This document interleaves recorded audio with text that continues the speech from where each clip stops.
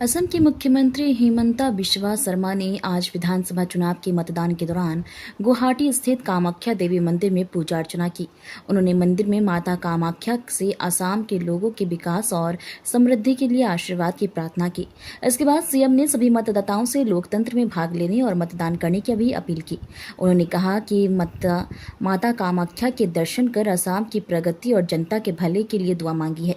इस मौके पर उनकी पत्नी रिनकी भुइयां शर्मा भी साथ थी। असम में आज चुनाव है। चुनाव का दिन मां कामाख्या का दर्शन करने का सौभाग्य हुआ। असम का मंगल हो, असम का जनता आगे बढ़े, यही मां का समक्ष प्रार्थना रखा।